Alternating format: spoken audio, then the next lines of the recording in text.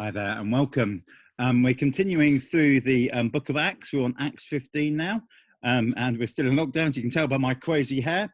Yeah, unfortunately, we're a few days behind as I've had some techie problems with my memory on the computer, so we might go a little bit over the end of Lent. But anyway, we're still going through the book of Acts. Acts chapter 15. Interestingly, the first chunk of Acts chapter 15 seems to be going over this bit that seems to have been taking a while to go over, about Gentiles being accepted into the kingdom of God, about Gentiles being able to receive Jesus, to be filled with the Spirit, and to come and be baptized. So yeah, so that's the big chunk of it, and the Council of Jerusalem that's interestingly chaired by James, the brother of Jesus, rather than Simon Peter, which seems a bit odd, seeing Jesus commissioned Peter as the leader, but somehow James seems to be chairing it.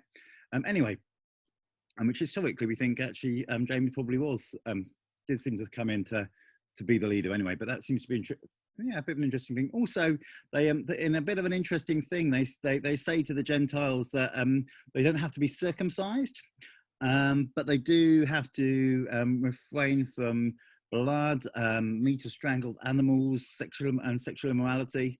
So it sort of worked out a bit of a compromise, and I guess that conversation continues to get worked out with Paul and Peter having a bit of a Barney at the start of the letter to the Galatians, as they continue to work out what it means for Gentiles to follow Jesus, to really experience the grace that comes through God. But anyway, that's not really what I want to talk to you about. That's not really the bit that excites me about this part of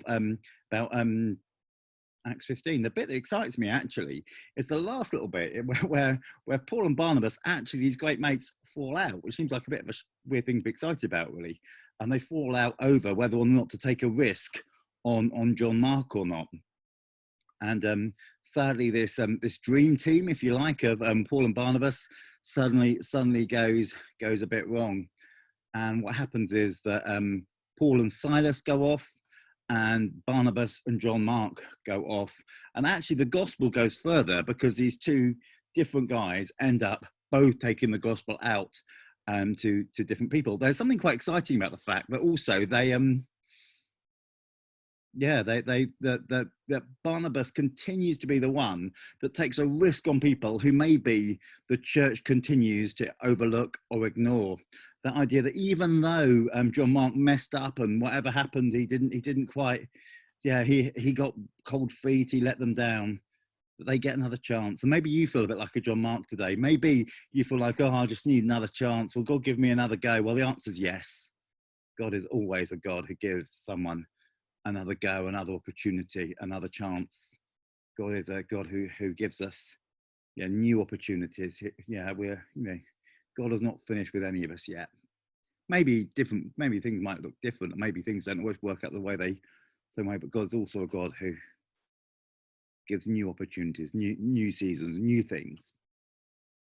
But I was also thinking about that whole idea of what's technically been called a splant.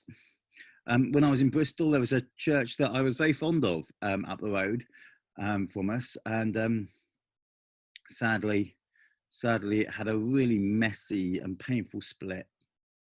And one church stayed in the building, another church formed up the road.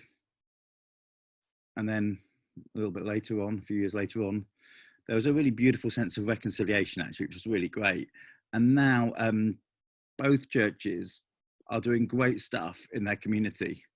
Both staff are preaching the gospel. Both churches are preaching the gospel. Both churches are making Jesus known to people who maybe wouldn't have necessarily heard about Jesus. And you're thinking, I don't think God's plan is ever for Christians to fall out and there to be disunity and things to go wrong. But God's an amazing, redeeming and beautiful and amazing God. And as I thought about that picture of those two churches, or Paul and Barnabas, those great friends who fell out, I was reminded bizarrely of this Japanese pottery even, called kintsugi, which is where they take the broken pots and they mend them with gold. so that the place of brokenness becomes a place of greater beauty. In fact, if we look at our lives, sometimes it's those areas where things have gone wrong, when things have not quite worked as we wanted them to, that God can restore, that God can use as a catalyst and as a thing where his grace can just flow through. So Paul and Barnabas, yeah, it was sad that this relationship broke down. It was sad that this dynamic kingdom partnership separated, but actually in the eternal consequences of it, this split was used by God for his glory. And I think when we give God all the bits, when we give God our lives, when we're open for him to use us, even when things go wrong, even when things don't work out as they should do, or as we'd like them to.